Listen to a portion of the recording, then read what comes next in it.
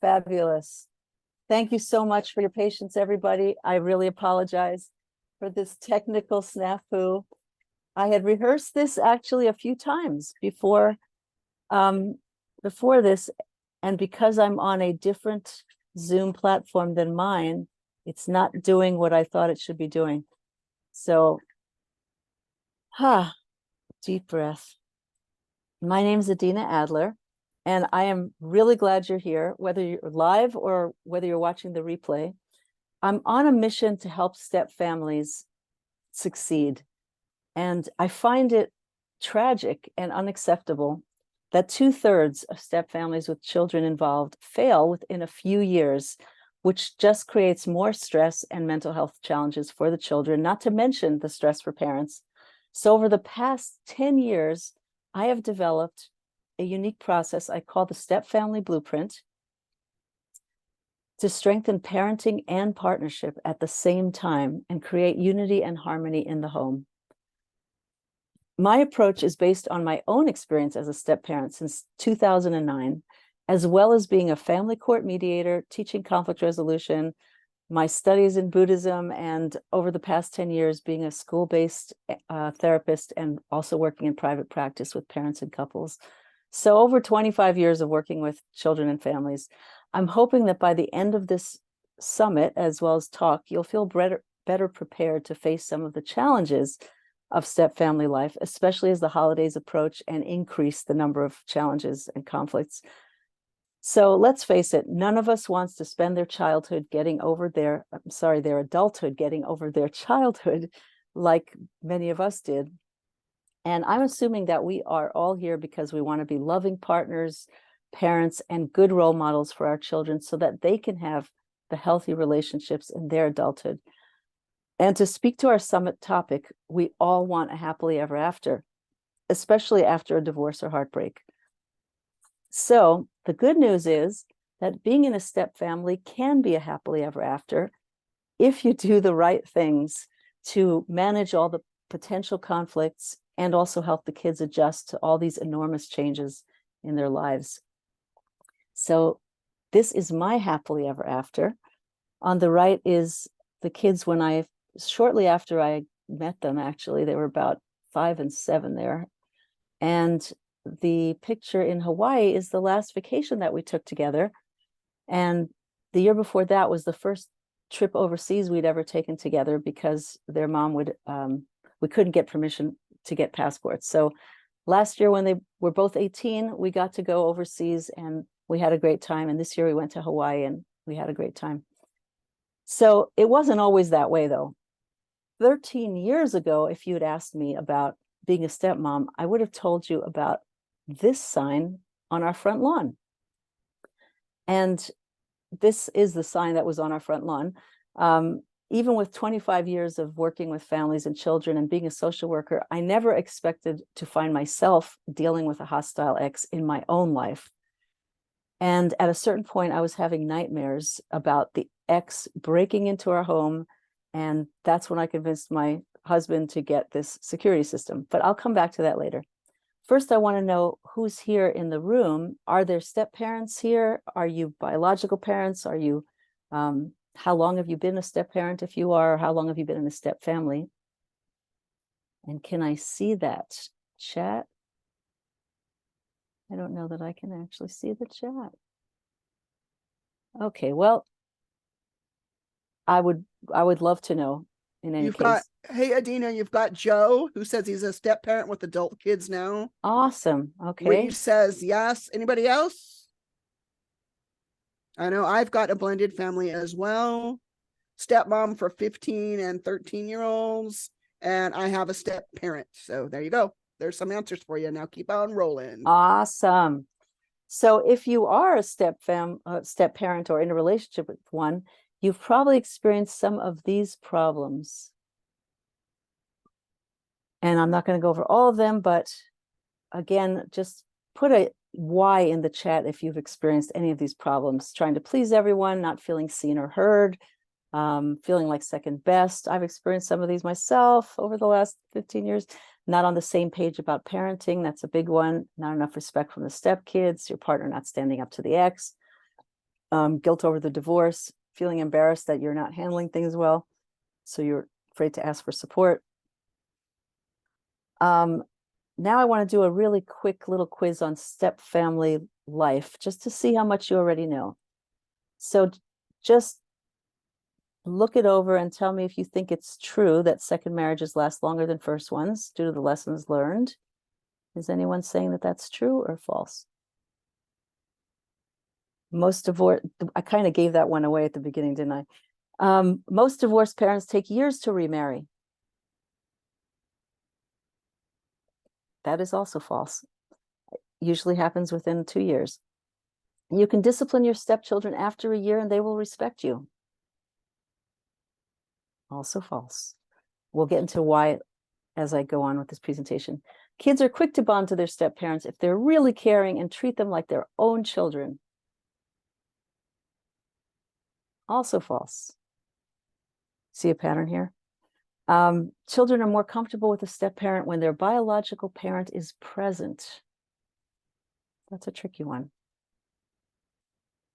but also turns out to be false. Teenagers should prioritize step family activities over friends, especially in the first year, to strengthen the new family bonds. Those of you with teenagers, you know how false that is. A child will feel more love for their step parent the more that person does for them. We all know that's not true. And it's important to be honest with kids about their ex. Well, Jackie just cleared us up on that one in her presentation. Never badmouth the ex, no matter what they've done. These are really myths about step families that a lot of people fall prey to. But here's a couple of things that do make step parenting difficult. First of all, you can't rush the relationship between a step parent and a stepchild. It could take 2 to 7 years even to really cement that relationship. Children tend to be much more ready to forgive their biological parent for things and much quicker to hold things against the step parent. They have less tolerance, and vice versa. It's very common for a step parent to actually feel like the biological parent is too lenient, and vice versa, the biological parent to feel that step parent is a little too hard on their kids. That is a common thing, which Dr. Papper now, who's presenting this afternoon, will be talking about that a lot more in detail. Highly recommend you stay on for her talk at 1 if you can. Step parents worry a lot, especially stepmoms, about stepping on toes and being, resented by the child or the other parent. Child tends to want to please their parent first and crave their attention and resent the step parent for taking time away from them with their biological parent. They will see their biological parent as their authority figure, and it takes a long time for them to respect the authority of a step parent. And even then, the step parent needs to be a much more warm style of parenting, assertive, we call it, or authoritative rather than authoritarian, or that will really backfire. And then there's the unhappy ex. And then last but not least, the lack of awareness and support for step family problems is what I've encountered over the years. So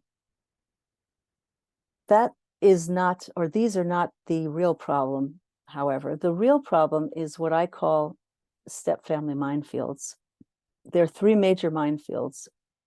One is unrealistic expectations people have about what a step family is going to be like, that it's just love the kids and, you love your new spouse, but they tend to forget that there are really differences. People tend to either not know about those differences or not honor those differences, and that there are different rules in different households.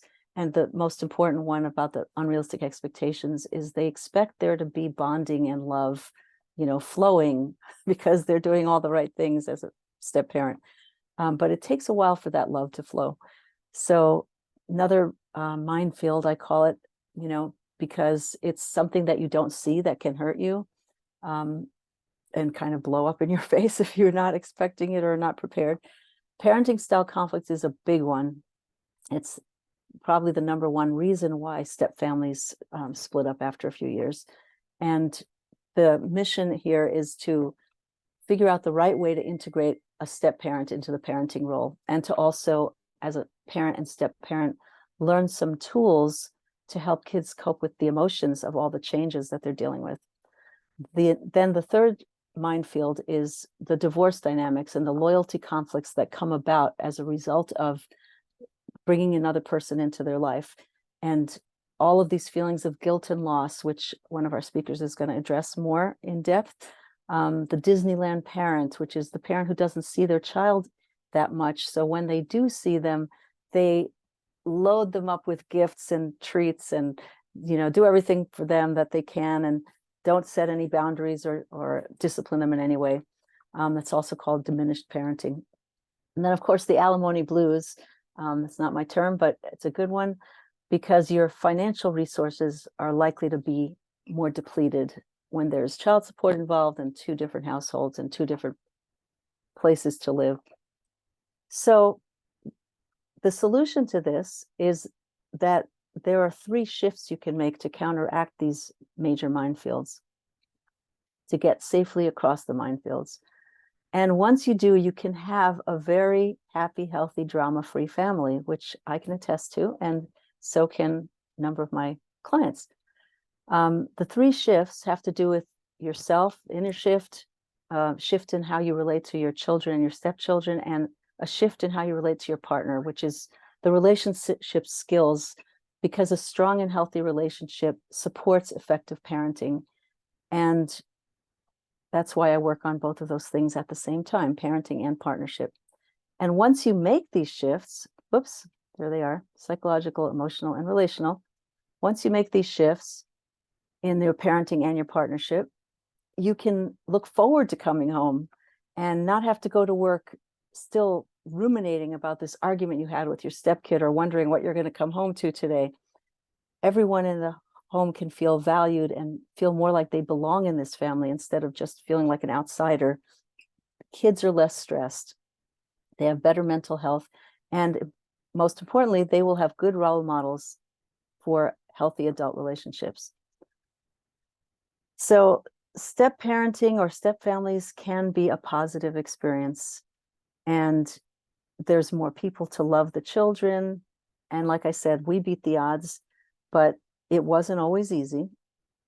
My story, in addition to all these different trainings that I've taken, is I ran a nonprofit serving at-risk youth from 1999 to 2004. And during that time, I had a little relationship upheaval, which led me to spend 6 months trying to get my head together in a Buddhist monastery retreat center. And I had a lot of time to think about my relationship patterns and think about how I wanted things to be different. And that's when I decided to go back to school and become a social worker.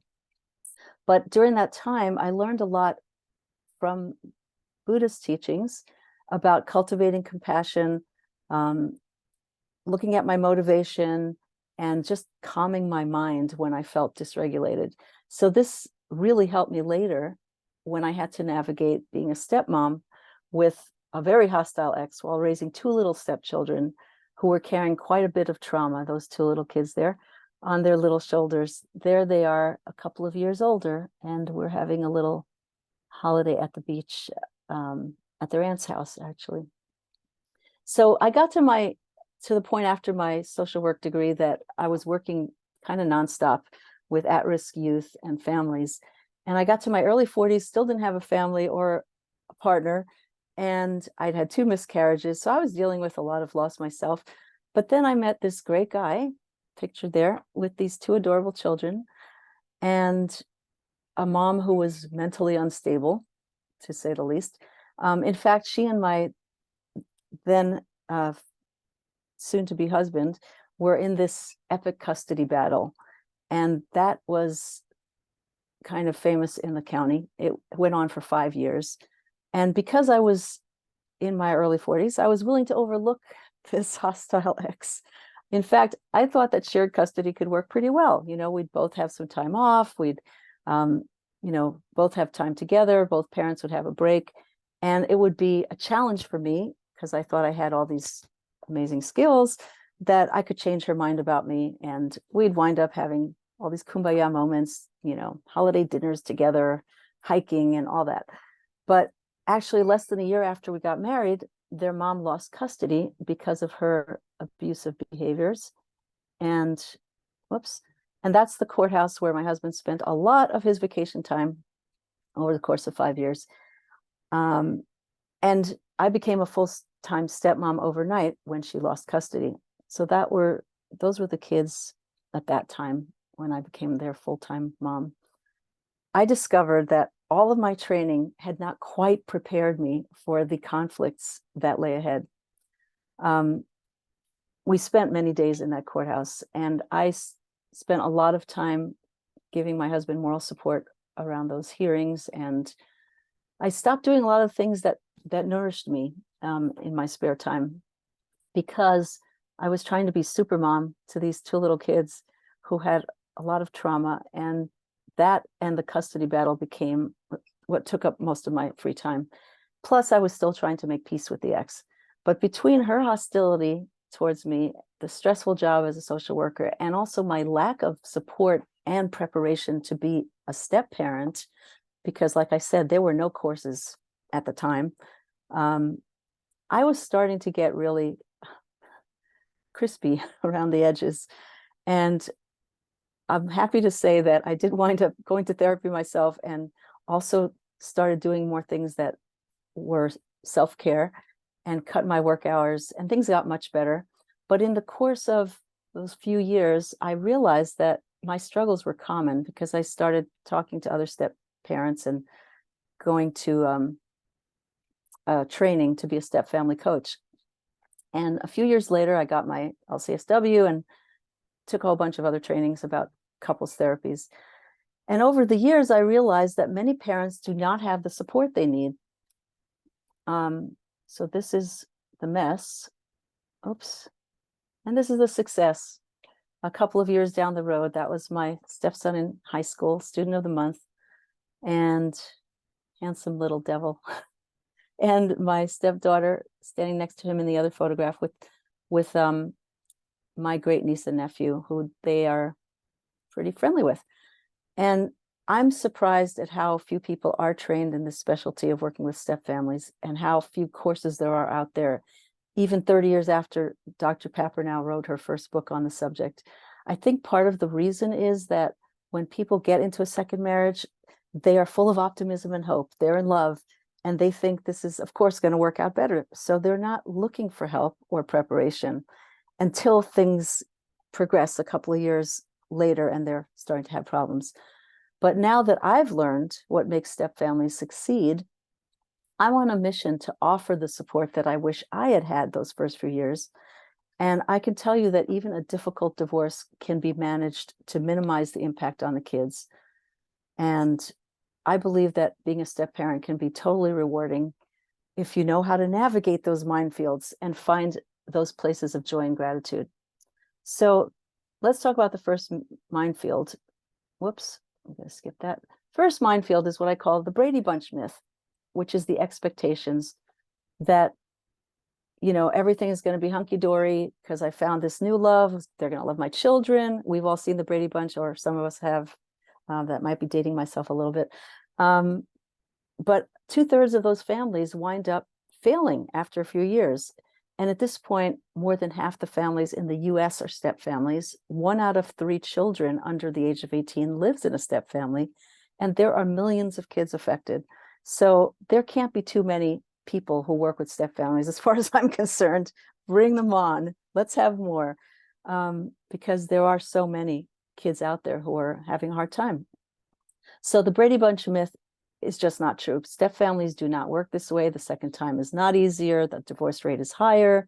In a step family, kids tend to pull the parent and step parent apart rather than unifying them, unless they have some skills. There's a lot of losses in step families that people are not dealing with, including the parents' anger towards their ex. And also, children are biologically wired to bond to their biological parents, not to their step parents.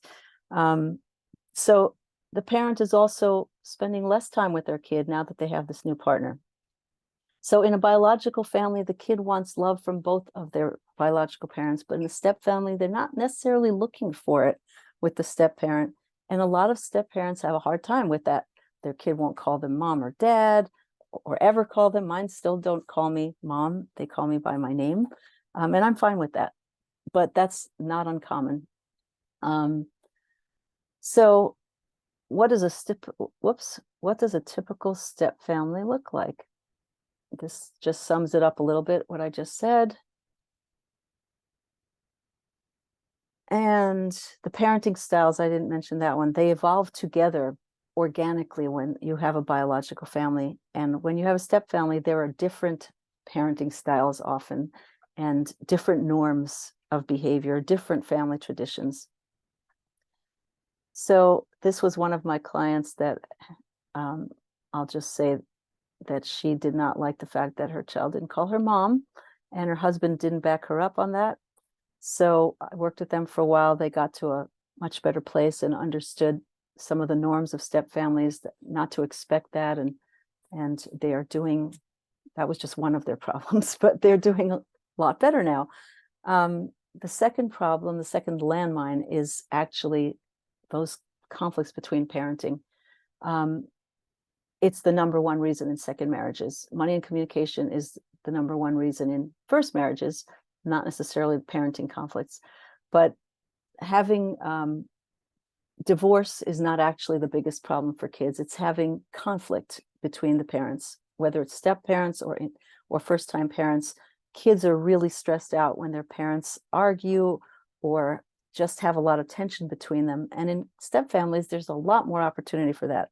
So you can imagine that a lot of children in step families are walking around with a lot of anxiety.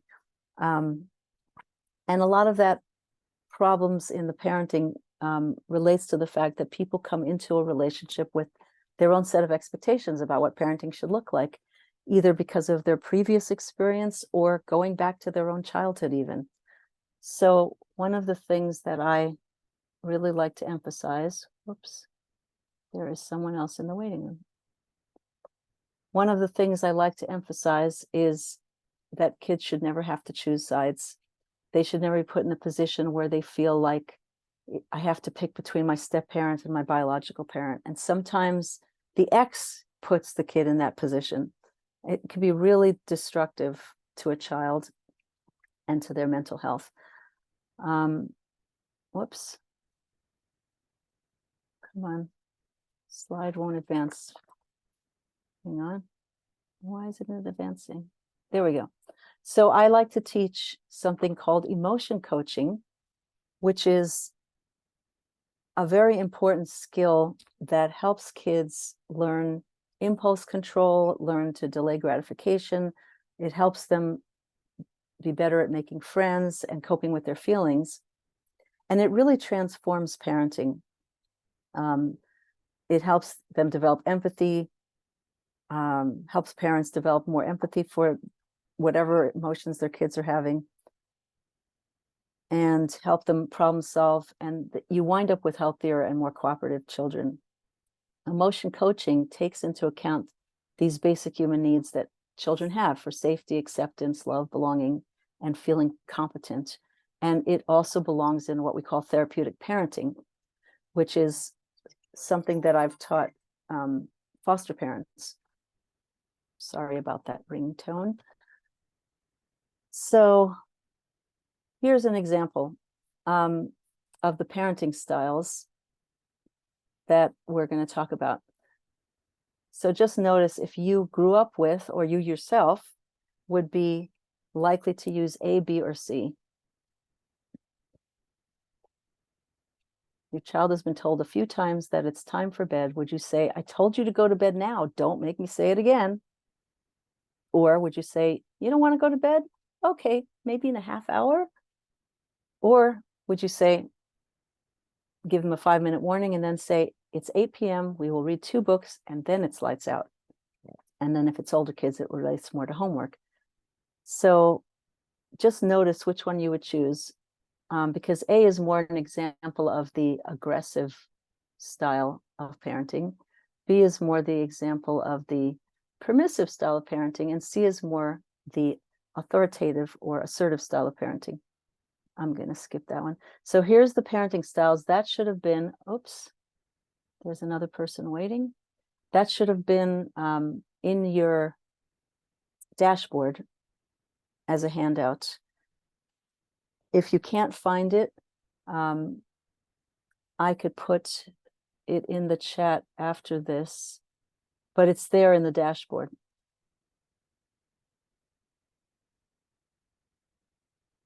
So of all these 4 styles, you can probably imagine, this is sort of a key piece of what I teach parents.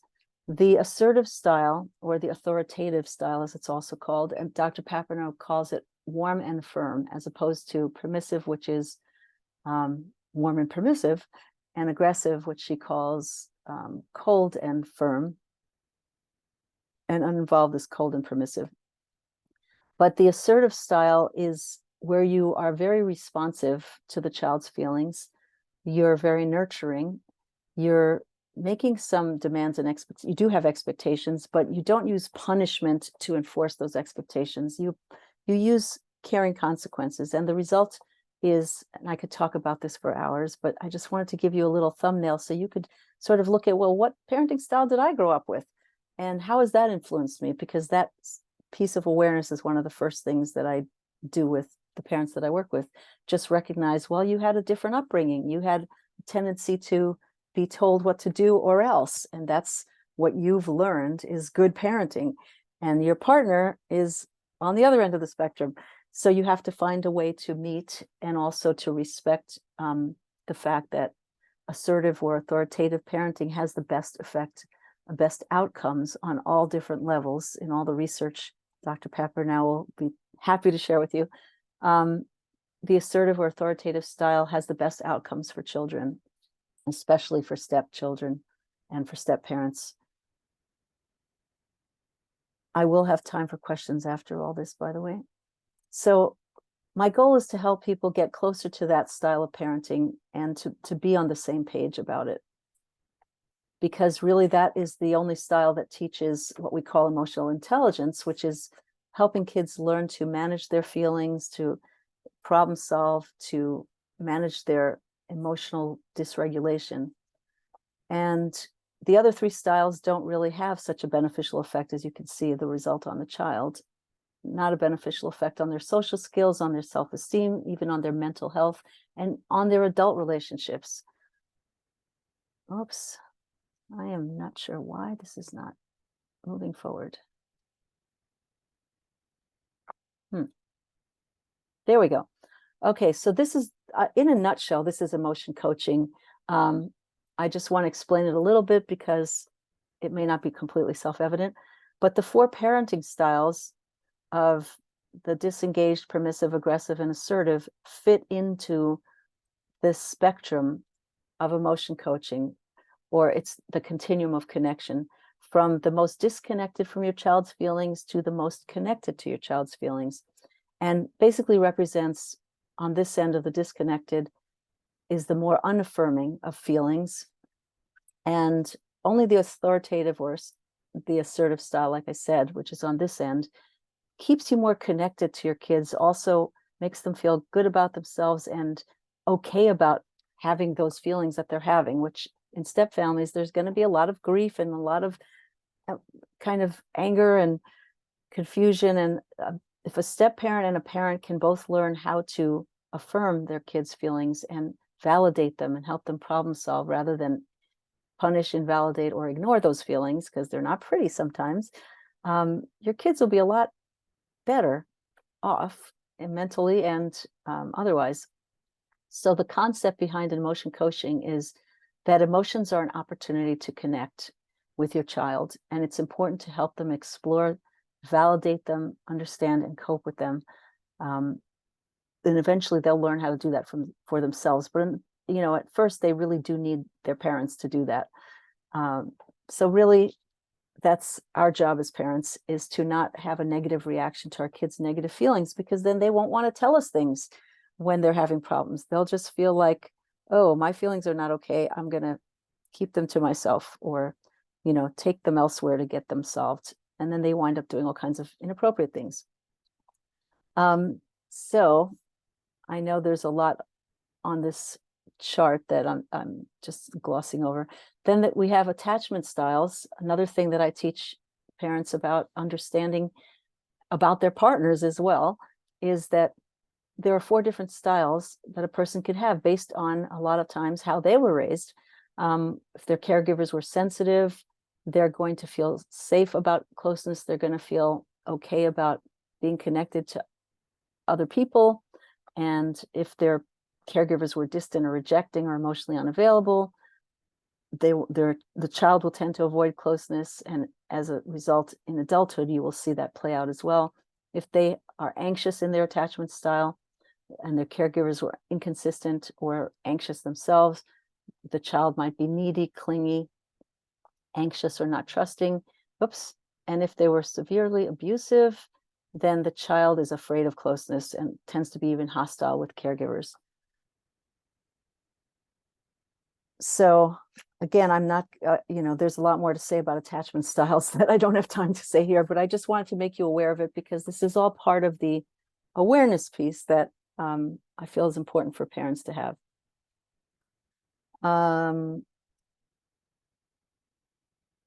This is kind of another way of looking at it. When you have healthy attachment, you have a high proximity seeking or a high comfort level. As you can see from the red arrow, high comfort level versus low comfort level. With a healthy attachment, you have high comfort level with closeness. You're receptive to bids for attention. Your nervous system doesn't get dysregulated when people want your attention or want to be close to you. When you have an unhealthy attachment system or style, you have a low comfort level with people being too close to you or seeking comfort from you. And you tend to have a high anxiety of being abandoned as well. Then you can go into the fight flight. Your sympathetic nervous system gets triggered very easily into this fight flight mode. Whereas in the healthy attachment, your parasympathetic nervous system tends to soothe you more quickly. So the loyalty conflicts, we kind of mentioned already, the third minefield. I'm not going to go into a lot of detail about that now, but there's a lot of unprocessed loss and grief. There's a lot of change that happens usually too fast for kids, and kids are feeling torn, and also parents feel torn in terms of their partner versus their kid, their new partner versus their kid, their stepkids versus their kids. So there's a lot of loyalty conflicts that we have to be aware of. And instead of blaming the partner or the child for behavior we don't like, I like to teach people to see the step family itself as the source of the problem and learn ways to mitigate that. So the third shift is learning to make your partnership solid. And I'm just keeping an eye on the time. How much time do I have left here?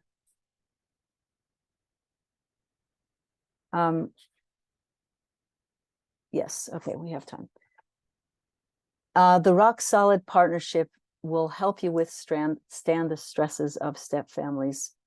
By that, I mean, skills like communication skills, partnership skills. There's a couple of them, which I will get into on Friday. That's what my talk is all about Friday, is how you develop that rock solid partnership to withstand the stressors and keep you in what's called a positive override, no matter what else is going on, so that you can deal with all of these potential conflicts, which are going to be there. There's no way that a step family is not going to have some conflicts over these things that I mentioned. You might not have all of those types of conflicts, but you will have some of them.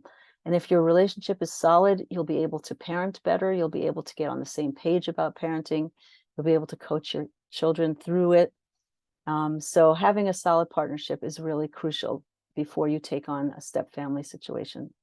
And a lot of people I work with did not necessarily have the strongest skills in some of these areas. So that's what we work on with them.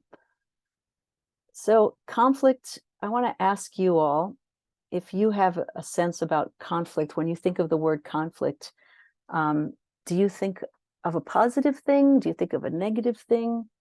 Just in the chat, if you don't mind saying what you think of when you think of conflict. Scary. Scary. Thank you for reading it, because I can't see it. Sal says negative.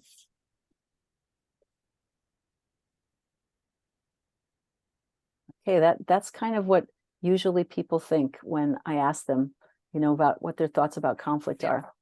Sarah And- says the same thing, and Ziba says gripping, and DB says overwhelming, nervous, and anxious. That's not surprising. That's how most of us think about conflict. We don't think of it as something that can be constructive or even have a positive outcome. But just like in the emotion coaching chart that I showed you, every emotion is an opportunity to get closer to your child, to see what's really going on. As Jackie put it so eloquently, that, all these behaviors are really a sign of them trying to use coping skills the best they can. But with conflict, it's not whether there's conflict, because there will be conflict, especially in step families. There's going to be lots of conflicts, but it's how you disagree and how you repair that makes all the difference. And again, I'm going to talk about that more on Friday. What does it look like when you argue constructively? What does it look like when you repair after a conflict? It's not just saying I'm sorry, although that's part of it. It's also knowing and self-awareness, knowing what's triggering you, getting curious about that, and what is triggering your partner, and not reacting to the triggers, but actually thinking about what will help this conflict go, to a better place.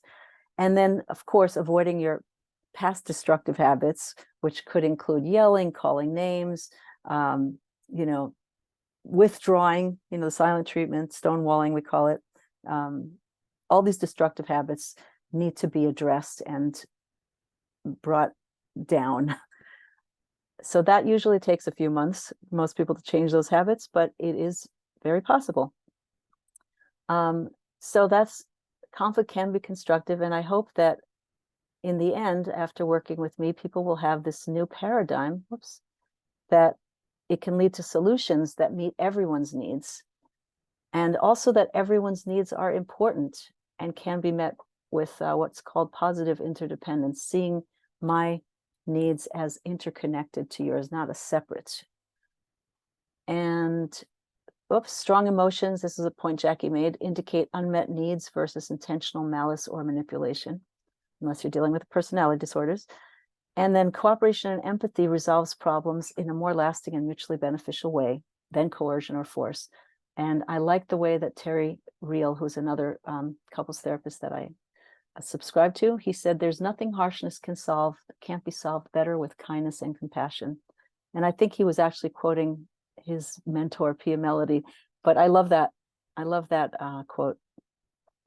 So the couple strength idea, which again, I'm going to go into this in more depth on Friday, but you could look up Dr. Gottman's sound relationship house. This little picture is on the internet all over the place.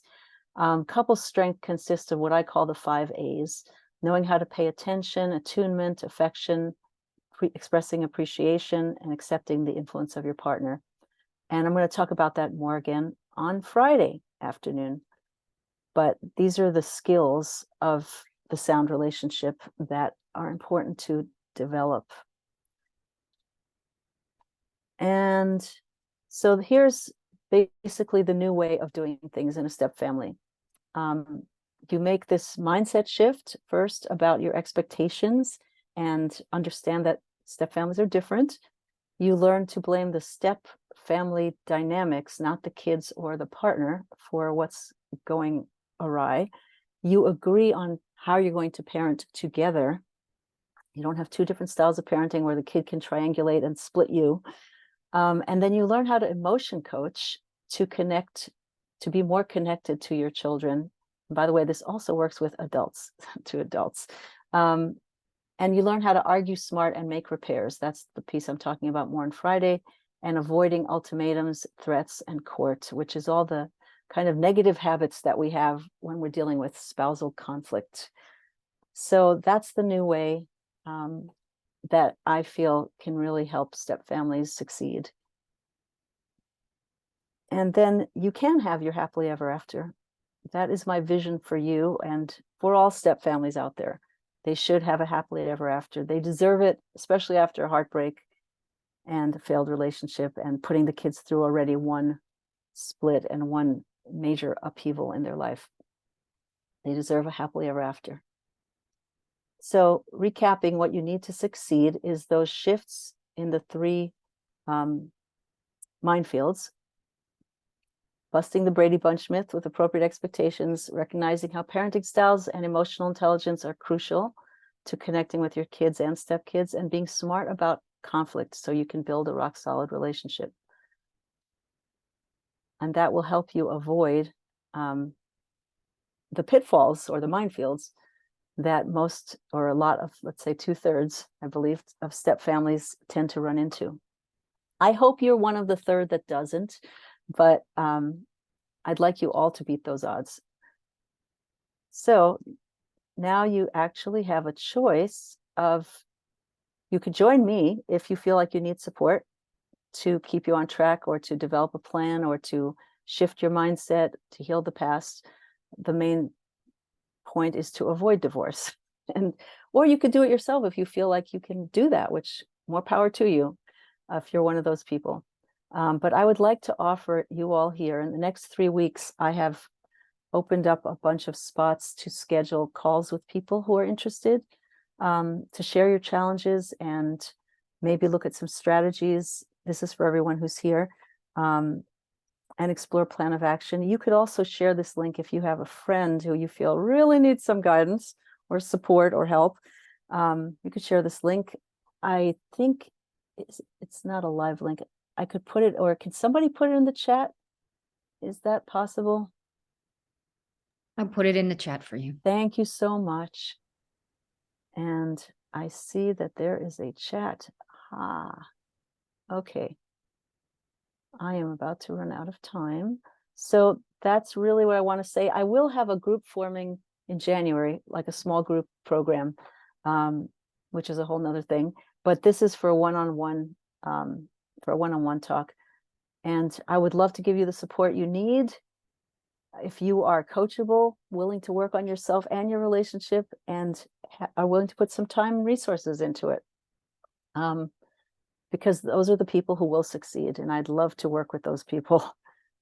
I have occasionally gotten people who were just coming because they wanted to prove to the court that they were trying, but they actually were not. Their heart was not in it, and I could tell because they never did any of the homework for a couple of weeks. They didn't do anything. Nothing changed. So those are, unfortunately, there are people who are too far gone in their relationship that they feel like they're not going to make any effort. It's all up to their partner to make all the effort. So that doesn't work. I want your family to succeed because I have gone through it myself, and I'm in a good place, and I would like every step family to be in a good place. Good for the world, good for our society, good for our communities, and good for you. So that's all I have. I wanted to give people a chance to, that's a 10-week program. I was going to say that, but I will leave that out for now. If you're interested in a 10-week program that starts in January, please do also reserve a time for a call. Whoops, how do I end the share? There we go. I'm back. Congratulations, Edina. That was amazing. Great job. Thank you. Thank you for those of you who put up with my technical snafus in the beginning. I'm so sorry. It's all good. You made it. So questions, if anybody have any questions for Edina. We still have, whoops. Did I go way over time? I did. You did. Oops. It's okay. Nobody stopped me. It's all good. Okay. Any question? All right. I'm looking at the chat here. I don't see. No questions. I don't see any hands. Yeah. Okay, no. well, That's the timing. We have 22 messages. Wow. Okay, so the next speaker is going to be Rosalind Sadaka. Sadaka. Yes.